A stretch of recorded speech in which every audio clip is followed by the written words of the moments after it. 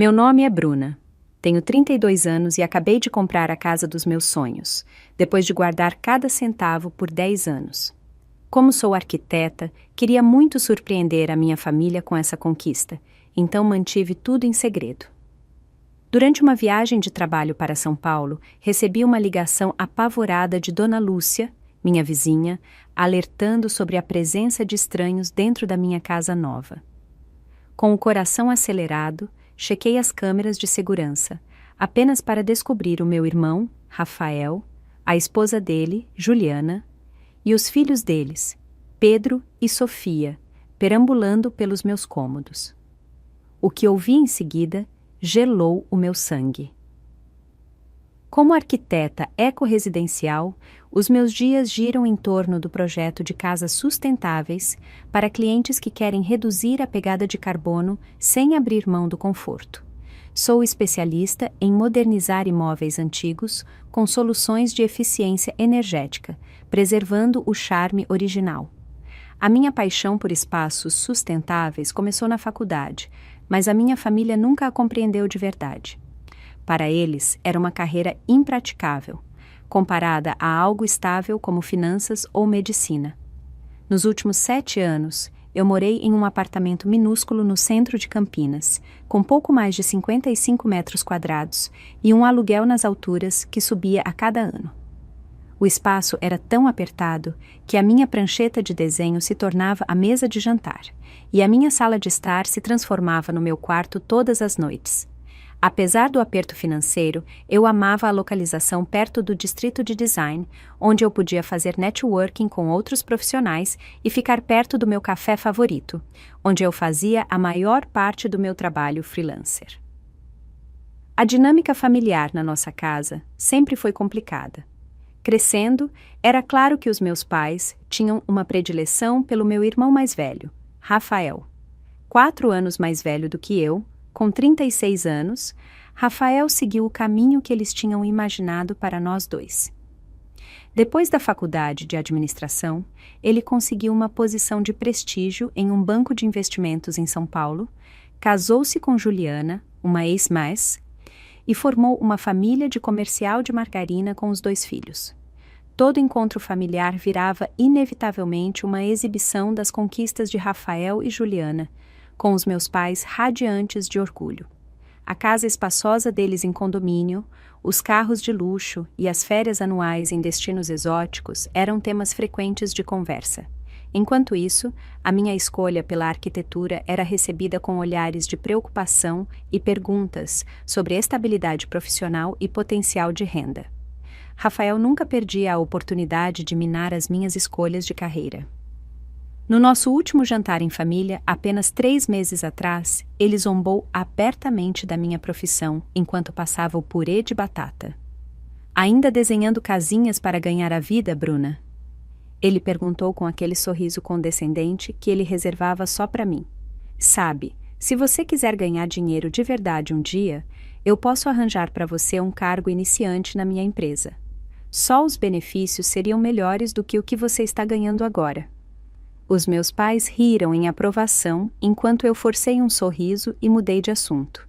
Aquele jantar foi o momento em que decidi não contar a ninguém sobre os meus planos de comprar uma casa. O desprezo deles pela minha carreira e escolhas de vida já durava tempo demais, e eu queria ter uma única coisa que fosse puramente minha, não maculada pelo julgamento deles. Os filhos de Rafael e Juliana, Pedro e Sofia, de 8 e 5 anos, eram outra fonte de tensão. Mimados além da conta, eles tratavam o meu apartamento como um parquinho sempre que visitavam, tocando nos meus equipamentos de desenho caros e perturbando o meu caos organizado. Juliana observava com um sorriso passivo, ocasionalmente dizendo: "Criança faz bagunça, né?", quando eu tentava estabelecer limites. A minha jornada de compra de casa começou há 6 meses. Todos os fins de semana, eu me encontrava com Clara, a minha corretora de imóveis, para visitar propriedades. Mais de 30 casas depois, nada parecia certo. Ou a localização era ruim, ou a estrutura exigia mais trabalho do que o meu orçamento permitia, ou a eficiência energética seria impossível de melhorar. Clara começou a brincar que eu era a cliente mais exigente com quem ela já havia trabalhado. Mas eu sabia o que eu queria. Se eu fosse me comprometer com um financiamento imobiliário de 30 anos, a casa precisava ser perfeita. Então, em um domingo chuvoso, Clara ligou com entusiasmo na voz. Um sobrado colonial tinha acabado de entrar no mercado no Jardim Guanabara, um bairro histórico e arborizado de Campinas, conhecido pelas ruas tranquilas e pela comunidade unida. O antigo proprietário, um professor aposentado, já havia feito atualizações significativas nos sistemas elétrico e hidráulico, mantendo a integridade arquitetônica. No momento em que cruzei a porta da frente, eu soube que era aquela. A casa tinha 4 quartos, 2 banheiros e meio, uma cozinha espaçosa com área para café da manhã e janelas grandes que inundavam os cômodos com luz natural. O quintal tinha árvores centenárias, uma pequena área de jardim e espaço suficiente para potencialmente adicionar um ateliê onde eu poderia trabalhar de casa. O proprietário anterior até havia instalado painéis solares no telhado voltado para o sul, o que se alinhava perfeitamente com o meu estilo de vida sustentável. O que realmente me conquistou foi o assento na janela do quarto principal. Na infância, eu sempre sonhei em ter um canto aconchegante onde eu pudesse ler e desenhar, vendo as estações mudarem lá fora. Esta janela dava para um ipê amarelo que ficaria incrivelmente vibrante no outono. Eu já conseguia me imaginar sentada ali com uma xícara de chá, trabalhando nos meus projetos enquanto via as gotas de chuva dançarem nas folhas. Esta casa representava tudo pelo que eu havia trabalhado. Não era apenas um investimento financeiro, mas um símbolo da minha independência e do meu sucesso pessoal. Apesar do que a minha família pensava, eu havia construído uma carreira e clientela sólidas. O fato de eu poder pagar por esta casa, nos meus próprios termos, parecia a validação máxima. Pela primeira vez na vida, eu não deixaria Rafael ou os meus pais diminuírem essa conquista. Clara provou ser mais do que apenas uma corretora durante o processo de compra. Ela se tornou a minha confidente e incentivadora, entendendo exatamente por que manter essa compra em segredo da minha família significava tanto para mim. Quando expressei preocupações sobre o pedido de financiamento, ela me apresentou a Marcelo, um consultor de crédito especializado em empréstimos para profissionais autônomos como eu. O processo de solicitação de financiamento foi desgastante. Como arquiteta autônoma com renda variável, eu precisei fornecer declarações de imposto de renda dos últimos 3 anos, demonstrativos de lucros e perdas, contratos de clientes e prova de projetos em andamento. Marcelo me alertou que os credores analisam os autônomos com mais rigor, o que significava papelada extra e justificativas para cada depósito e retirada nas minhas contas. Houve momentos em que temi que o empréstimo não fosse aprovado. Um analista questionou um grande depósito na minha conta poupança, que na verdade era o pagamento por um grande projeto comercial que eu havia concluído 6 meses antes. Passei horas reunindo documentação adicional para explicar os meus padrões de renda e despesas comerciais. O estresse causou várias noites sem dormir, mas Marcelo me tranquilizou, dizendo que o meu excelente score de crédito e a substancial entrada que eu havia economizado trabalhariam a meu favor. Quando a pré-aprovação finalmente chegou, eu comemorei sozinha no meu apartamento com uma garrafa de vinho e comida japonesa para a viagem. A aprovação foi de R$1.300.000, o que, combinado com a minha entrada de R$500.000, colocou o sobrado colonial ao meu alcance. No entanto, o verdadeiro desafio veio quando soube que havia outras 3 propostas para a propriedade. Clara me ajudou a elaborar uma carta de oferta convincente para acompanhar a minha proposta. Enfatizamos a minha profissão como arquiteta que preservaria e aprimoraria as características históricas da casa. Eu também concordei com um cronograma de fechamento flexível para acomodar a necessidade dos vendedores idosos de encontrar uma moradia sênior adequada. A minha proposta era de R$25.000 acima do preço pedido, esticando o meu orçamento ao limite absoluto. O período de espera de 2 dias pareceu uma eternidade. Quando Clara finalmente ligou com a notícia de que a minha proposta havia sido aceita, eu gritei tão alto que o meu vizinho bateu na minha parede para ver se estava tudo bem. Eu ia ser proprietária de uma casa. Eu, Bruna Figueiredo, a filha cujas escolhas de carreira sempre foram questionadas, estava prestes a ser dona de um pedaço da história arquitetônica. Assinar os documentos de fechamento foi surreal. Enquanto eu colocava a minha assinatura página após página, uma mistura de euforia e pavor tomava conta de mim. O número final nos documentos de financiamento representava a maior dívida que eu já havia assumido, mas também a realização de um sonho que eu acalentava desde a infância. As chaves entregues pelo agente pareciam impossivelmente pesadas na minha palma, carregadas de responsabilidade e possibilidade. De volta ao meu apartamento, criei uma planilha financeira detalhada, mapeando os meus pagamentos de financiamento pelos próximos 5 anos. Eu incluí impostos prediais, seguro, contas de consumo e custos de manutenção, juntamente com potenciais aumentos na minha renda com base em projetos confirmados. Os números estavam apertados, especialmente no primeiro ano, mas eram gerenciáveis. Eu precisaria aceitar alguns clientes adicionais e cortar gastos não essenciais, mas o sacrifício valeria a pena. O dia da mudança chegou 3 semanas depois. Contratei uma transportadora local recomendada por Clara, gastando um pouco a mais no serviço completo de embalagem, já que eu estava no meio do prazo final de um projeto exigente. Ver os embaladores embrulharem cuidadosamente a minha prancheta, os livros de arquitetura e a pequena coleção de arte que eu acumulei ao longo dos anos fez a transição parecer real de uma forma que a assinatura dos papéis não havia feito. Montar a minha casa nova se tornou um exercício de paciência e criatividade. Eu passava as noites arrumando móveis, desempacotando caixas e planejando reformas que eu faria com o tempo. A minha primeira prioridade foi criar o meu escritório em casa no menor dos 4 quartos, onde a luz natural das janelas voltadas para o leste seria perfeita para o meu trabalho de desenho. O segundo maior quarto se tornou um quarto de hóspedes, embora eu não tivesse planos imediatos de convidar a família para ficar. A segurança era uma grande preocupação, morando sozinha em um bairro novo. Eu investi em um sistema abrangente com 6 câmeras externas e 4 internas, todas conectadas a um aplicativo no meu celular que permitia monitoramento em tempo real de qualquer lugar. O sistema incluía sensores de portas e janelas, detectores de movimento e uma linha direta com uma empresa de segurança. A instalação levou um dia inteiro, mas a paz de espírito valeu cada centavo. Na minha primeira semana, conheci Dona Lúcia, a minha vizinha da casa ao lado, uma professora de literatura aposentada de 60 e poucos anos. Ela trouxe um bolo de fubá caseiro e ofereceu uma riqueza de informações sobre o bairro.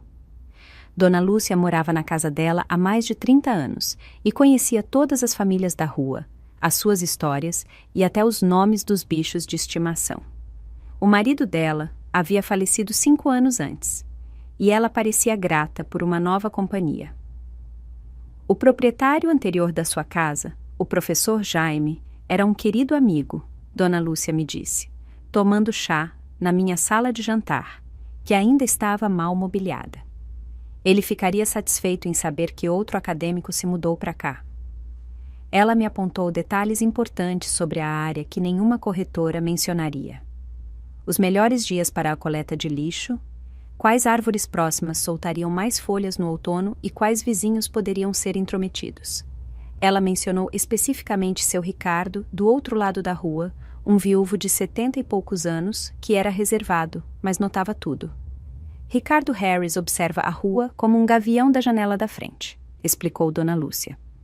Alguns acham isso invasivo, mas eu considero segurança gratuita.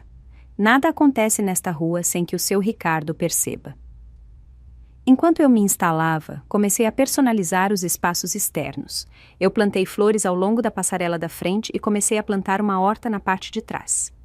O trabalho físico de cavar a terra e arrumar as plantas proporcionava uma pausa bem-vinda da precisão exigida no meu trabalho arquitetônico. Havia algo profundamente satisfatório em criar beleza que evoluiria com as estações. Lá dentro, Eu gastei um pouco em algumas peças-chave de móveis que eu sempre quis, mas que nunca caberiam no meu apartamento. A peça central era um piano de armário antigo para a sala de estar. Eu havia tocado durante a infância e a faculdade, mas desisti quando a vida em apartamento tornou isso impraticável. Encontrar aquele lindo piano de mogno em um leilão de imóveis parecia serendipidade, e mandar afiná-lo profissionalmente foi o meu presente para mim mesma. No final do primeiro mês, a casa estava começando a parecer minha. As minhas roupas enchiam o armário do quarto principal, os meus livros de receitas forravam as prateleiras da cozinha e a minha coleção de maquetes arquitetônicas decorava as estantes embutidas na sala de estar. Eu havia repintado o quarto principal e o banheiro em um verde sálvia suave. Um projeto que levou um fim de semana inteiro, mas transformou os espaços. Comecei a planejar uma festa de inauguração onde eu finalmente revelaria a minha casa nova para amigos, colegas e, sim, eventualmente para a minha família. A lista de convidados, o cardápio e até a playlist foram meticulosamente planejados. Eu queria que tudo estivesse perfeito quando eu finalmente mostrasse a minha conquista ao mundo. Mal sabia eu que a minha revelação cuidadosamente orquestrada seria sequestrada da maneira mais inesperada e dolorosa. A segunda-feira de manhã que mudou tudo começou como qualquer outra. Eu estava tomando café na minha cozinha nova, revisando as anotações dos clientes para o dia, quando o meu telefone tocou. Era Otávio, o meu chefe, do escritório de arquitetura, onde eu trabalhava em projetos maiores, mantendo a minha prática particular. Bruna, temos um problema com o projeto de São Paulo. Otávio disse sem preâmbulo. O cliente está ameaçando desistir, a menos que abordemos as preocupações dele imediatamente. Eu preciso de você em um avião hoje. O meu coração afundou. O projeto de São Paulo era um complexo de apartamentos sustentáveis em grande escala que estava em desenvolvimento há mais de um ano. Perdê-lo seria catastrófico para a empresa e certamente afetaria a minha posição.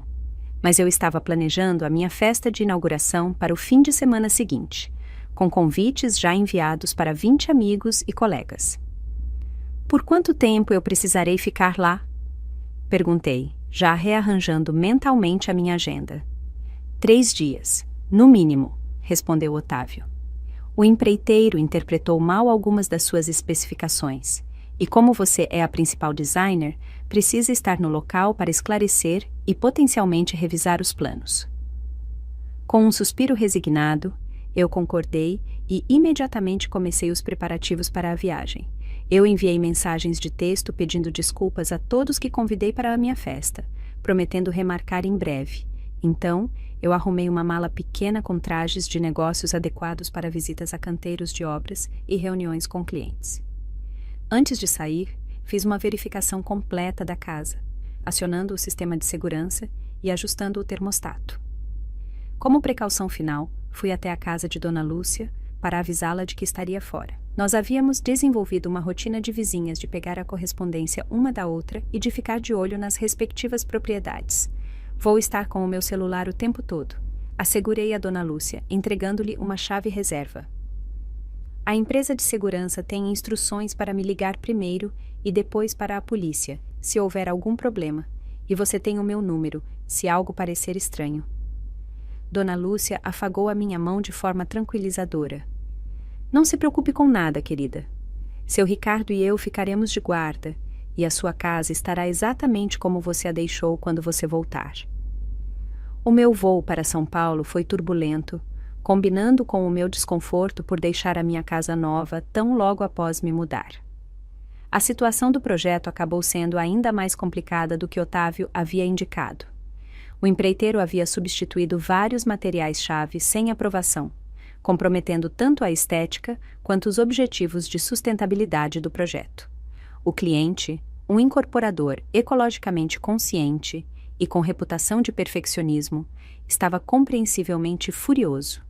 Os 2 primeiros dias em São Paulo foram um borrão de reuniões tensas, inspeções no local e revisões noturnas para salvar o projeto.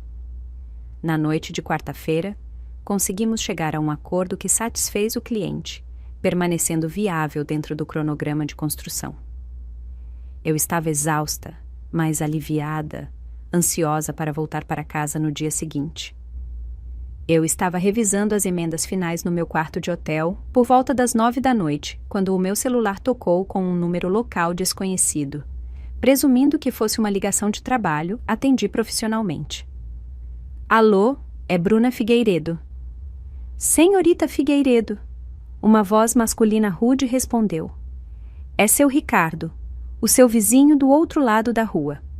O meu corpo enrijeceu imediatamente. Seu Ricardo e eu havíamos trocado apenas acenos educados no mês em que eu morava ali. O fato de ele me ligar diretamente significava que algo estava errado. Sim, seu Ricardo, está tudo bem? Eu não tenho certeza, ele respondeu hesitante. Há vários carros estacionados na sua garagem, as luzes estão todas acesas na sua casa, e eu consigo ouvir música e vozes de crianças. Dona Lúcia me deu o seu número. Ela achou que você deveria saber imediatamente. A minha mente correu pelas possibilidades. Um assalto, invasores, ou talvez a empresa de segurança fazendo uma checagem. Mas nenhuma dessas explicações justificava vozes de crianças. Quantos carros, seu Ricardo? Perguntei, tentando manter a minha voz firme. 3. Um utilitário preto, um sedã vermelho e uma minivan azul. Ele parou. As pessoas não parecem ladrões. Elas estão bem vestidas, mas Dona Lúcia insistiu que você estava em São Paulo. Eu o agradeci pela vigilância. Prometi lidar com a situação e desliguei. Com dedos trêmulos, eu abri o aplicativo de segurança no meu celular. A conexão falhou 2 vezes antes de finalmente exibir as imagens das câmeras. O que eu vi fez o meu estômago embrulhar. A câmera externa mostrava os veículos que seu Ricardo havia descrito. A câmera da sala de estar revelava o meu irmão Rafael relaxando no meu sofá novo, com uma bebida na mão, enquanto a esposa dele, Juliana, examinava as minhas estantes com um olhar crítico. Os filhos deles, Pedro e Sofia, estavam pulando nas almofadas do assento da minha janela. A câmera da cozinha mostrava travessas de comida e garrafas de vinho sobre o balcão que eu havia selecionado meticulosamente pelos materiais sustentáveis. Eles estavam dando uma festa na minha casa sem o meu conhecimento ou permissão. A confusão deu lugar à raiva enquanto eu lutava para entender como eles haviam conseguido entrar. Dona Lúcia estava com a minha chave reserva, mas ela nunca a daria a alguém sem me contatar primeiro. Eles haviam arrombado a casa? De alguma forma, convenceram a empresa de segurança de que eram visitantes autorizados? Enquanto essas perguntas pairavam, uma preocupação mais imediata teve precedência. Eu precisava descobrir o que estava acontecendo e dar um basta. Tentei ligar para o celular de Rafael, mas a chamada foi direto para a caixa postal. Em seguida, liguei para Dona Lúcia, que atendeu no segundo toque. Bruna, querida, acabei de saber do seu Ricardo. Sinto muito. Eu não sabia que você não tinha autorizado isso, disse ela, com a voz embargada de angústia. Autorizado o quê, Dona Lúcia? Como eles entraram? O que Dona Lúcia me disse em seguida gelou o meu sangue. O seu irmão veio aqui esta tarde, explicou Dona Lúcia, com a voz ligeiramente trêmula. Ele disse que você sofreu um pequeno acidente em São Paulo e precisava de alguns documentos médicos que você guarda em casa. Ele parecia tão preocupado. Disse que você o tinha ligado especificamente porque não conseguiu me contatar antes. A minha mão livre se fechou em um punho. Eu não tive acidente, Dona Lúcia. Eu nunca o liguei. Ai, meu Deus. A voz de Dona Lúcia baixou para um sussurro. Ele foi tão convincente. Me mostrou mensagens do seu número. Eu deveria ter ligado para você diretamente para verificar, mas ele estava com tanta pressa. Disse que o hospital precisava dos papéis imediatamente. Eu me sinto péssima, Bruna. A percepção de que Rafael havia fabricado uma emergência para manipular a minha vizinha idosa me fez sentir fisicamente doente. A culpa não é sua, Dona Lúcia. Ele a enganou de propósito. Ele disse algo sobre por que agora há várias pessoas e carros na minha casa? Ele mencionou algo sobre conseguir a ajuda da família para reunir a papelada necessária, já que você acabou de se mudar e as coisas poderiam estar desorganizadas. respondeu Dona Lúcia. Eu achei um pouco estranho quando mais pessoas chegaram, mas presumi que você tinha aprovado. Devo ligar para a polícia? Eu hesitei, dividida entre a ação imediata e a coleta de mais informações. Deixe-me observar as imagens de segurança um pouco mais para entender o que eles estão fazendo. Eu ligo para você imediatamente. Com as mãos trêmulas, eu naveguei pelas diferentes imagens das câmeras no meu celular. No quarto principal, Rafael estava conduzindo Juliana em um tour, gesticulando com desdém para as minhas paredes recém-pintadas. Ela sempre teve um gosto estranho. A voz dele veio claramente no áudio. Verde em um quarto? Parece um hospital. Juliana assentiu em concordância, pegando o celular para tirar fotos. Nós teríamos que repintar tudo se nos mudássemos, e essas cortinas precisariam ser substituídas imediatamente, se nos mudássemos. A implicação me deu um calafrio. Mudei para a câmera do quarto de hóspedes, onde Pedro estava pulando na cama recém-feita, enquanto Sofia remexia em uma caixa decorativa que continha lembranças das minhas viagens. De volta à sala de estar, Juliana estava inspecionando o piano, passando o dedo ao longo do topo como se estivesse verificando se havia poeira. Eu estou surpresa que ela pôde pagar por isso. Parece caro. Provavelmente é de segunda mão, Rafael respondeu com desdém. Eu não consigo imaginar como ela está bancando esta casa com um salário de arquiteta. O financiamento deve estar esmagando-a. Eu mudei para a filmagem da cozinha, onde Rafael e Juliana agora estavam mais próximos, falando em tons mais baixos. Aumentei o volume ao máximo. Eu ainda não consigo acreditar que ela comprou uma casa sem contar a ninguém, disse Juliana, bebendo de uma taça de vinho que eu reconheci como parte do conjunto que os meus ex-colegas haviam me dado como presente de despedida. Os seus pais sabem? Rafael balançou a cabeça. Não, e eu não consigo descobrir como ela conseguiu isso financeiramente. Ou ela está atolada em dívidas, ou há algo que ela não está nos contando. Juliana se encostou no meu balcão de quartzo novo, com um olhar calculista no rosto. Talvez ela tenha um namorado rico que a gente não sabe. Ou talvez tenha recebido algum tipo de herança que ela manteve em segredo. Seja o que for, respondeu Rafael. Ela está claramente tentando se exibir para a família. Comprar uma casa neste bairro? Está muito acima das posses dela. Ela vai ficar pobre por causa da casa. Guarde as minhas palavras. O desdém casual pela minha perspicácia financeira me atingiu, mas o que veio em seguida foi pior. Nós deveríamos oferecer para ajudá-la, Juliana sugeriu, com um sorriso que não alcançava os olhos dela. Nós poderíamos propor morar juntos para dividir as despesas. A casa é certamente grande o suficiente para todos nós, e seria um avanço em relação ao nosso lugar. Rafael assentiu lentamente, aquecendo-se à ideia. Ou nós poderíamos oferecer para comprá-la. Nós poderíamos posicionar isso como um favor a ela, tirando o fardo das mãos dela. Eu aposto que podemos conseguir por um valor abaixo do mercado se cronometrarmos certo, quando o aperto financeiro começar a aparecer. Eu me senti fisicamente doente ao ouvi-los conspirar.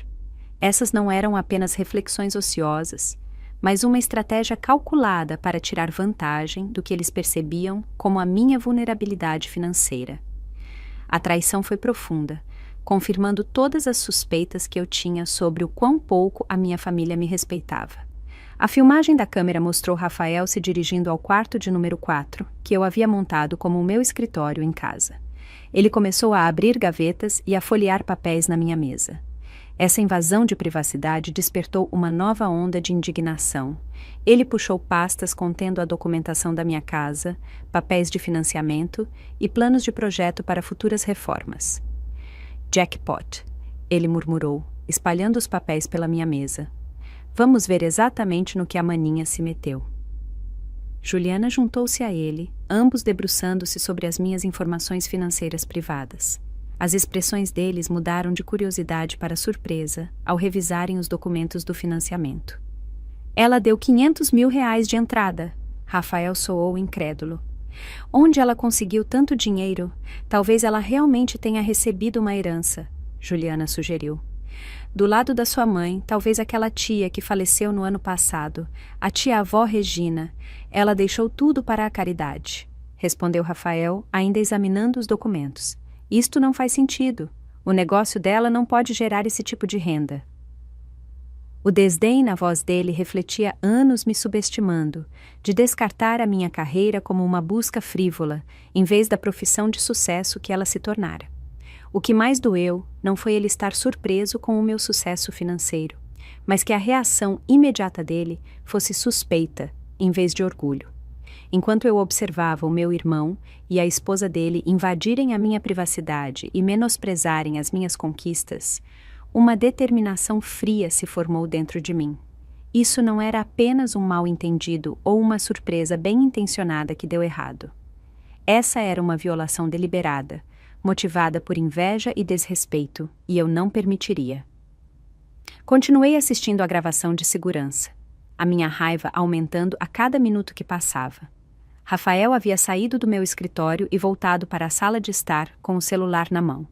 A câmera o flagrou, discando um número e colocando a ligação no viva-voz. Mãe, pai, vocês nunca vão acreditar onde eu estou agora, ele anunciou, com uma alegria falsa na voz que me fez arrepiar. Onde você está, filho? A voz do meu pai respondeu do telefone. Eu estou na casa nova da Bruna. Sim, vocês ouviram direito. A filha de vocês comprou uma casa e não contou para nenhum de nós. Houve uma pausa antes que a voz da minha mãe entrasse na conversa. Uma casa? Como ela pôde pagar por uma casa? Rafael trocou um olhar cúmplice com Juliana antes de responder. Essa é a parte interessante. Eu encontrei a papelada. Bruna recebeu dinheiro da tia-avó Regina e manteve isso em segredo de todos nós. O meu queixo caiu com a mentira descarada. A tia-avó Regina era tia do meu pai e havia falecido há 3 anos. Ela havia sido uma filantropa dedicada que deixou a modesta herança dela para as causas ambientais favoritas. Não havia sobrado herança para ninguém na família, um fato que Rafael sabia perfeitamente bem. O quê? A voz do meu pai subiu bruscamente. Regina deixou dinheiro para Bruna? Isso não pode estar certo. O advogado nos disse que tudo foi para aquelas fundações de natureza. Bem, os documentos não mentem, pai. Rafael continuou calmamente. Parece que Bruna conseguiu uma quantia significativa que a ajudou a comprar este lugar. Uma casa muito boa, por sinal, no bairro histórico. 4 quartos, quintal agradável, recém-reformada. Eu pude ouvir a agitação da minha mãe pelo viva-voz. Eu não consigo acreditar que ela esconderia algo assim de nós. Uma herança deve ser compartilhada com a família. O que mais ela está escondendo? A facilidade com que o meu irmão fabricou essa história e a prontidão dos meus pais em acreditar no pior sobre mim me atingiu mais profundamente do que eu poderia ter imaginado. Rafael não apenas invadiu a minha casa, mas agora estava envenenando o meu relacionamento com os meus pais por meio de mentiras calculadas. Juliana juntou-se à conversa, com a voz doce como xarope. Nós estávamos pensando em dar uma festa surpresa de inauguração para a Bruna quando ela voltasse da viagem de negócios. Vocês 2 poderiam vir neste fim de semana? Poderíamos convidar toda a família para comemorar. Ficou imediatamente claro que essa festa não era sobre celebrar a minha conquista, mas sobre expor o que eles acreditavam ser o meu engano e afirmar o controle sobre a minha propriedade. Os meus pais concordaram ansiosamente em comparecer, já discutindo como me confrontar sobre a suposta herança. Após encerrar a ligação, Rafael e Juliana trocaram sorrisos de satisfação. Isso foi perfeito, disse Juliana. Assim que todos souberem da casa e do dinheiro que ela estava escondendo, ela terá que dar explicações sérias. E se ela ficar na defensiva ou tentar nos excluir, Rafael acrescentou, isso só a fará parecer pior. De qualquer forma, nós podemos nos posicionar como os membros da família preocupados, apenas tentando ajudá-la a tomar boas decisões. A manipulação calculada me deixou sem palavras. Este não era um comportamento impulsivo, mas um plano cuidadosamente arquitetado para me minar e potencialmente obter o controle da minha casa nova. Enquanto eu processava essa percepção, a filmagem da câmera mostrou Rafael descobrindo o pequeno cofre que eu havia instalado no armário do meu quarto para documentos importantes. Eu me pergunto quais outros segredos ela está guardando aqui. Ele refletiu, examinando a fechadura. Para o meu horror, ele não parou de olhar. Ele pegou ferramentas de algum lugar fora da câmera e começou a tentar forçar o cofre a abrir. Após vários minutos de luta, a fechadura cedeu com um estalo audível. Dentro estavam a minha escritura de propriedade, o meu CPF, o meu passaporte e uma pasta separada contendo detalhes das minhas contas poupança e investimentos. Rafael tirou tudo, examinando cada documento de perto, tirando fotos com o celular. Enquanto isso, na sala de estar, Juliana estava mexendo nas minhas roupas e itens pessoais, abrindo caixas de joias e avaliando o conteúdo delas. As crianças haviam passado de pular nos móveis para atividades mais destrutivas. Pedro estava batendo agressivamente nas teclas do meu piano, ocasionalmente derramando água da caixinha de suco no instrumento. Sofia havia encontrado canetinhas em algum lugar e estava desenhando na minha parede recém-pintada da sala de estar. Nem Rafael nem Juliana fizeram qualquer tentativa de impedir o comportamento dos filhos. Na verdade, Juliana riu quando percebeu a arte de Sofia na minha parede. Olha só, nós teríamos que repintar de qualquer maneira. Sofia está apenas nos dando uma mãozinha. A destruição casual da minha propriedade e a invasão da minha privacidade continuaram enquanto Rafael fazia outra ligação, desta vez para alguém chamado Gustavo, que aparentemente trabalhava no banco dele. Oi, Gustavo, pergunta hipotética para você. Rafael começou. Se alguém quisesse transferir a propriedade para um membro da família, qual é a maneira mais fácil de fazer isso? Sim, tipo uma casa, certo? E se o proprietário original estiver relutante, há maneiras de facilitar esse processo? Eu não pude ouvir as respostas de Gustavo, mas as perguntas de Rafael pintavam um quadro claro das intenções dele. Ele estava explorando ativamente maneiras de tomar a minha casa de mim. A conversa continuou com perguntas sobre propriedade conjunta, procuração e incapacidade financeira como base para a intervenção familiar. A essa altura, Pedro havia descoberto a minha coleção de maquetes arquitetônicas na estante e estava tratando-as como brinquedos, quebrando as estruturas delicadas que eu havia passado horas criando. Sofia havia saído das paredes da sala de estar para o meu escritório em casa, onde estava rabiscando nas plantas personalizadas que eu havia desenhado para futuras reformas. Juliana chamou Rafael do meu armário. As roupas dela são até de boa qualidade. Eu poderia usar algumas destas se a gente se mudar. Temos o mesmo tamanho. A suposição casual de que as minhas posses logo seriam deles me levou ao limite. Isso não era mais apenas uma invasão de privacidade ou um desentendimento familiar. Esse era um esforço coordenado para se apropriar da minha casa, dos meus pertences e da minha independência financeira. Com as mãos trêmulas, mas determinação resoluta, eu fechei o aplicativo de segurança e abri os meus contatos do telefone. Era hora de agir. Disquei o número da polícia local para não emergências, respirei fundo e me preparei para explicar a situação. Quando a linha conectou e uma atendente respondeu, senti uma estranha calma substituir a turbulência das emoções. Olá, eu preciso denunciar indivíduos não autorizados na minha casa. Eles entraram sob falsos pretextos, estão danificando a propriedade e arrombaram o meu cofre. Eu tenho tudo documentado nas câmeras de segurança. O curso estava definido. Não haveria como voltar atrás agora. A atendente da polícia pediu as minhas informações e o endereço, e depois perguntou se eu sabia quem eram os invasores. Sim, eu respondi, as palavras soando estranhas na minha boca. É o meu irmão e a família dele.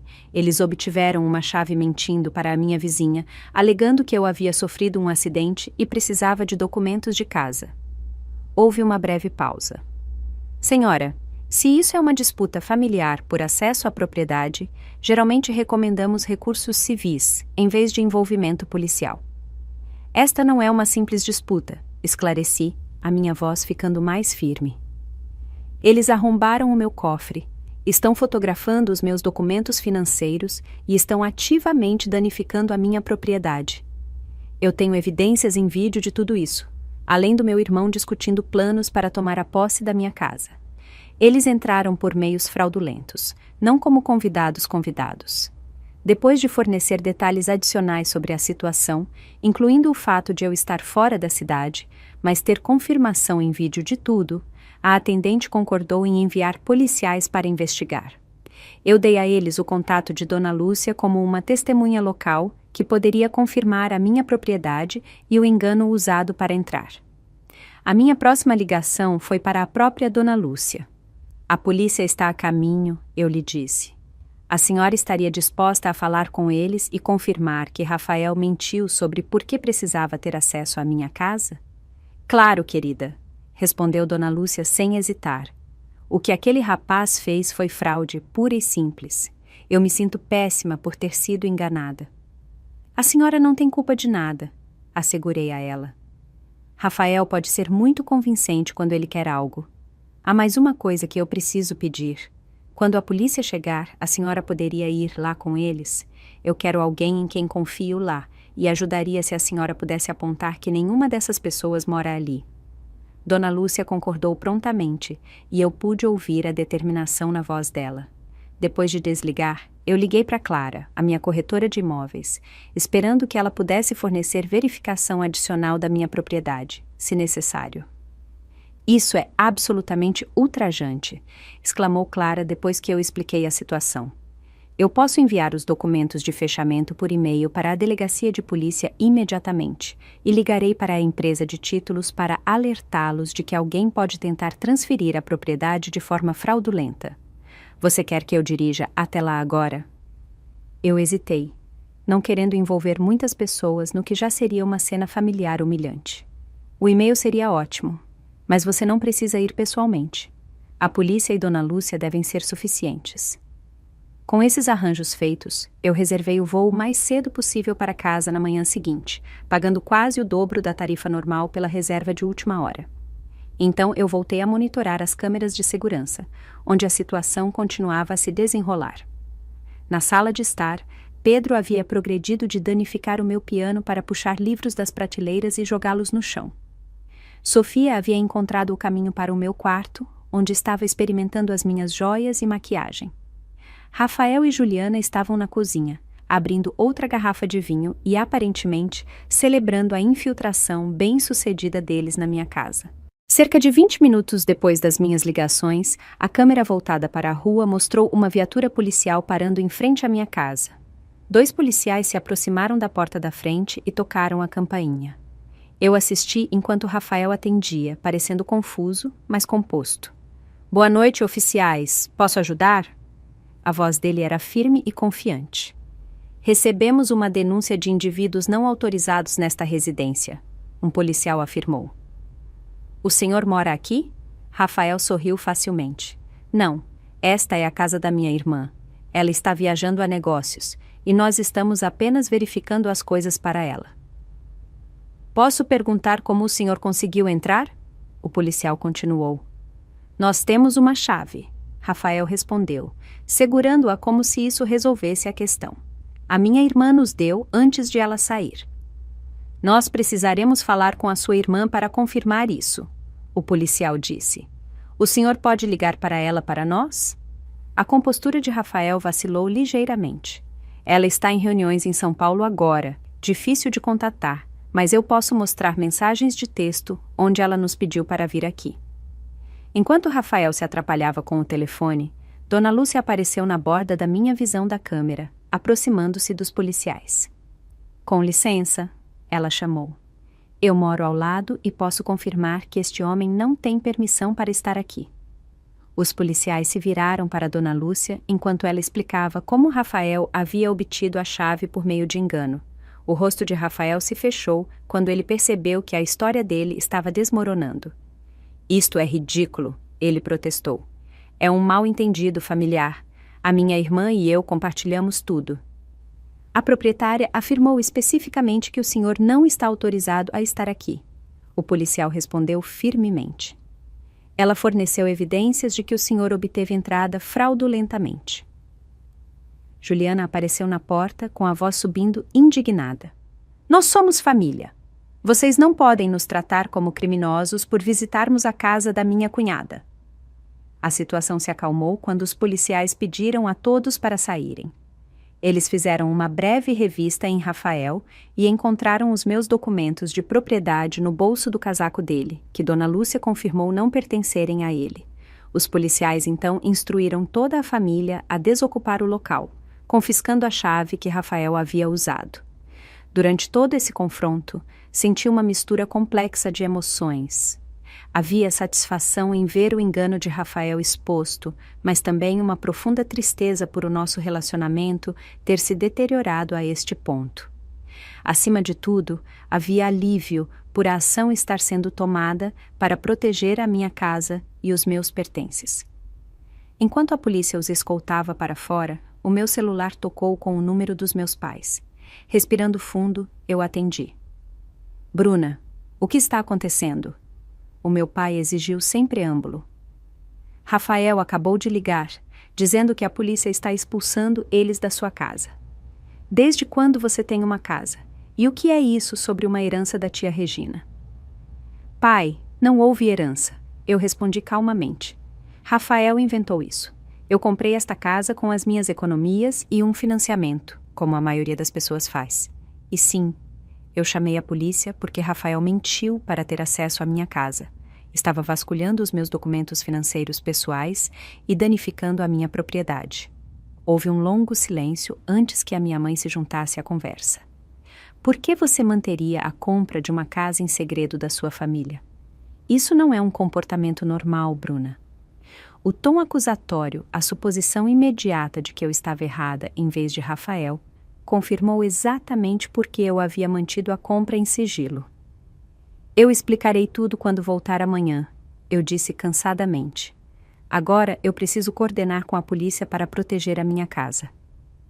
Depois de desligar, eu passei a hora seguinte fornecendo declarações à polícia por telefone e observando enquanto eles documentavam os danos à minha propriedade. Quando eles finalmente partiram, Dona Lúcia se ofereceu para verificar a casa uma última vez antes de trancá-la para a noite. Está tudo seguro agora, ela me garantiu. Embora eu deva dizer que o seu lindo piano tem danos causados pela água e há desenhos de canetinha em várias paredes, essas crianças precisam de melhor supervisão. Agradeci a Dona Lúcia profusamente pela ajuda dela e tentei dormir algumas horas antes do meu voo matinal. Mas o descanso me iludiu enquanto eu revivia os eventos da noite e me preparava para o confronto que viria inevitavelmente quando eu voltasse para casa.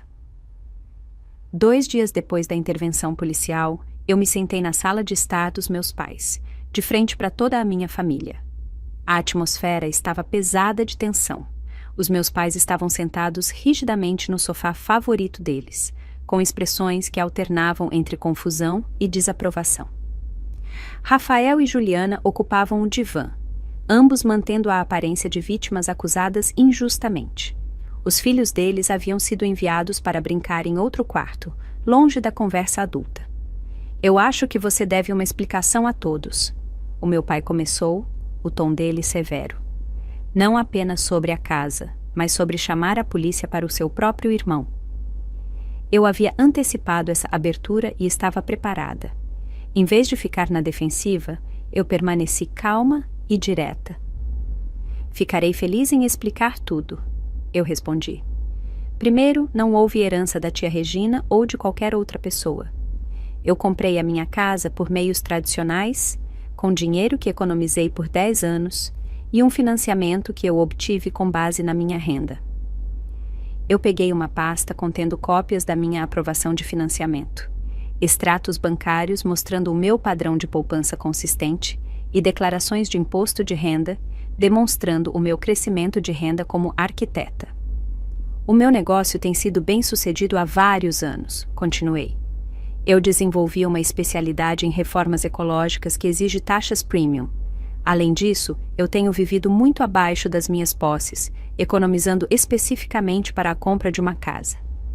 A minha mãe se inclinou para a frente, examinando os documentos com a testa franzida. Mas por que você manteria isso em segredo?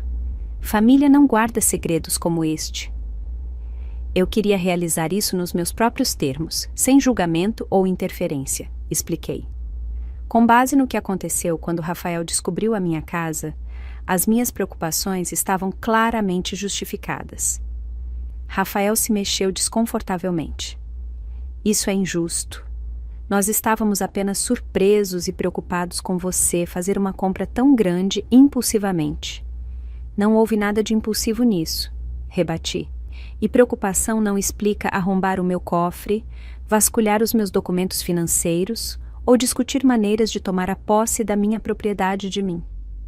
Os meus pais pareciam confusos. Do que você está falando? O meu pai perguntou. Este era o momento para o qual eu havia me preparado. Peguei o meu tablet e mostrei clipes selecionados das minhas câmeras de segurança, começando com Rafael mentindo para Dona Lúcia sobre o meu suposto acidente. Enquanto os vídeos eram exibidos, mostrando Rafael e Juliana invadindo sistematicamente a minha privacidade, discutindo planos para tomar a minha casa e permitindo que os filhos deles danificassem a minha propriedade, a sala ficou muito quieta. A mão da minha mãe cobriu a boca dela em choque, enquanto a expressão do meu pai endurecia. Rafael e Juliana olhavam para a tela com crescente desconforto. Quando o clipe de Rafael ligando para os meus pais e mentindo sobre uma herança terminou de tocar, eu parei o vídeo. Há mais, mas eu acho que isso lhes dá uma imagem clara do que realmente aconteceu. Um silêncio pesado preencheu a sala. Finalmente, o meu pai se virou para Rafael. Isso é verdade? Você mentiu sobre uma herança para nos colocar contra a Bruna? A fachada confiante de Rafael se quebrou. Não é tão simples. Eu fiquei chateado porque ela estava guardando segredos. Eu pensei que ela devia ter recebido dinheiro de algum lugar. Então você inventou uma história, em vez de simplesmente me perguntar? Eu desafiei. Juliana interveio defensivamente. Você tem que entender como parecia do nosso ponto de vista. Você, de repente, compra uma casa em um bairro caro, completamente do nada. O que nós deveríamos pensar? Talvez que eu seja mais bem-sucedida do que vocês me deram crédito, eu sugeri. Que eu trabalhei duro e administrei bem o meu dinheiro. Essa era certamente uma suposição mais razoável do que fabricar uma história de herança. A minha mãe enxugou as lágrimas. Eu não consigo acreditar nisso. Os dois escondendo coisas da família. Não foi assim que nós criamos vocês. Mãe, eu disse gentilmente, mas com firmeza. Eu sou adulta. Eu não preciso de permissão da família para comprar uma casa. O que Rafael fez não foi apenas guardar segredos. Foi invasão de propriedade, violação de privacidade e tentativa de apropriação. O meu pai, sempre o mediador, tentou encontrar um meio termo. Claramente, houve mal-entendidos de ambos os lados, mas a família deve ser capaz de resolver essas coisas sem envolver a polícia. Eu chamei a polícia porque Rafael arrombou o meu cofre e estava fotografando os meus documentos financeiros. Eu o lembrei. Ele estava pesquisando ativamente maneiras de transferir a minha propriedade para o nome dele. Isso foi muito além de um desentendimento familiar. Rafael finalmente perdeu a compostura, desabando completamente. Certo. Sim, eu estava com inveja. Ok, você sempre foi a inteligente, a criativa. Enquanto eu estou preso em um emprego corporativo que eu odeio, atolado em dívidas, tentando manter o estilo de vida que todos esperam. Quando eu vi a sua casa, algo simplesmente estalou. Deveria ter sido eu a comprar a primeira casa da família, não a minha irmãzinha que desenha figuras para viver. A honestidade bruta foi inesperada. Pela primeira vez, eu vislumbrei a insegurança sob o exterior arrogante do meu irmão. Isso não desculpava as ações dele, mas me ajudou a compreendê-las. Juliana, no entanto, permaneceu desafiadora. Nós não teríamos que tomar tais medidas se você tivesse sido aberta com a família desde o início. O seu sigilo criou toda essa situação. A minha privacidade não é um convite para invasão, eu respondi firmemente. Eu tinha todo o direito de manter as minhas decisões financeiras para mim, e nada justifica o que vocês dois fizeram. Os meus pais olhavam para nós, claramente lutando para processar tudo. A minha mãe finalmente falou com a voz baixa. Rafael, o que você fez foi errado, muito errado. Eu tenho vergonha de que você mentiria para nós e violaria a casa da sua irmã dessa maneira. Rafael olhou para baixo, incapaz de encarar os olhos dela. O meu pai assentiu em concordância, a defensividade anterior dele substituída por uma decepção solene. Então, para onde vamos a partir daqui? O meu pai perguntou. Como avançamos como família? Eu havia pensado consideravelmente sobre essa questão durante o meu voo para casa. Eu preciso de um pouco de espaço e tempo, eu disse honestamente. Eu não posso simplesmente fingir que isso não aconteceu. Rafael e Juliana quebraram a minha confiança de uma forma fundamental, e isso levará tempo para reconstruir, se é que pode ser reconstruído. Eu me virei para os meus pais. Eu estou disposta a trabalhar no nosso relacionamento, mas eu preciso que vocês respeitem a minha independência e as minhas conquistas, mesmo quando elas não correspondem às expectativas de vocês. Chega de menosprezar a minha carreira ou questionar as minhas escolhas. Para Rafael e Juliana, eu fui mais direta. Eu não terei vocês na minha casa em um futuro previsível. O dano que vocês causaram, tanto físico quanto emocional, precisa de tempo para cicatrizar. Eu manterei um relacionamento com Pedro e Sofia porque eles são inocentes nisso, mas será nos meus termos. Rafael parecia querer argumentar, mas permaneceu em silêncio. Juliana bufou indignada, mas segurou a língua de forma semelhante. Os meus pais assentiram lentamente, processando os novos limites que eu havia estabelecido. As semanas que se seguiram foram um período de intensa cura e reflexão. Eu procurei ajuda de uma terapeuta que se especializava em trauma familiar, achando imensamente valioso ter uma perspectiva objetiva sobre os padrões disfuncionais que definiram a nossa dinâmica familiar por anos. Eu também me juntei a um grupo de apoio para indivíduos lidando com relacionamentos familiares tóxicos. Ouvir as histórias de outras pessoas me ajudou a entender que as minhas experiências não eram únicas e que estabelecer limites saudáveis não era apenas justificado, mas necessário para o meu bem-estar. Em casa, eu me concentrei em retomar o meu espaço. O piano exigiu reparos caros devido aos danos causados pela água, e várias paredes precisaram ser repintadas para cobrir a arte de Sofia. Cada reparo parecia um ato de retomar o controle, de apagar a violação que havia ocorrido. Eu me joguei no meu trabalho, assumindo novos projetos empolgantes que desafiaram as minhas habilidades e reforçaram a minha identidade profissional. O sucesso e o reconhecimento que recebi serviram como lembretes poderosos de que as minhas escolhas de carreira eram válidas e valiosas, apesar do desprezo da minha família. 6 semanas depois do incidente, eu decidi que era hora de celebrar a minha casa adequadamente, nos meus próprios termos. Eu planejei uma nova festa de inauguração, convidando amigos, colegas e vizinhos que haviam me apoiado durante esse período difícil. Os meus pais foram incluídos na lista de convidados após várias conversas construtivas sobre respeito e limites. Rafael e Juliana não foram. A festa foi tudo o que eu havia imaginado originalmente. Dona Lúcia foi a convidada de honra, tendo se tornado uma querida amiga e aliada. Seu Ricardo compareceu com a filha, e eu formalmente o agradeci pela vigilância dele naquela noite. Os meus colegas profissionais admiraram as minhas escolhas arquitetônicas e os recursos sustentáveis, validando a visão que eu tinha para o espaço. Enquanto a noite terminava, eu me encontrei sentada no meu assento de janela reparado, assistindo ao pôr do sol pintar o meu ipê amarelo em luz dourada. Dona Lúcia se juntou a mim, oferecendo uma xícara de chá. Sabe, ela disse pensativa, em todos os meus anos de ensino de literatura, eu descobri que as histórias mais poderosas eram sobre pessoas descobrindo a própria força através da adversidade. Você escreveu um belo capítulo nestas últimas semanas.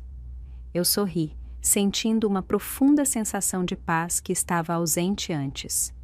Eu nunca esperei que a traição do meu irmão fosse o catalisador para eu encontrar a minha voz, admiti. Mas às vezes, as experiências mais dolorosas nos ensinam as lições mais importantes. A jornada de fato me ensinou lições inestimáveis. Eu aprendi a importância de estabelecer limites claros, mesmo com a família. Eu descobri que a minha intuição sobre proteger a minha privacidade estava certa o tempo todo. Mais significativamente, eu percebi que não precisava provar o meu valor para pessoas que estavam determinadas a me subestimar. A minha casa havia se tornado mais do que apenas um espaço físico. Ela representava a minha independência, os meus valores e o meu direito de definir o sucesso nos meus próprios termos.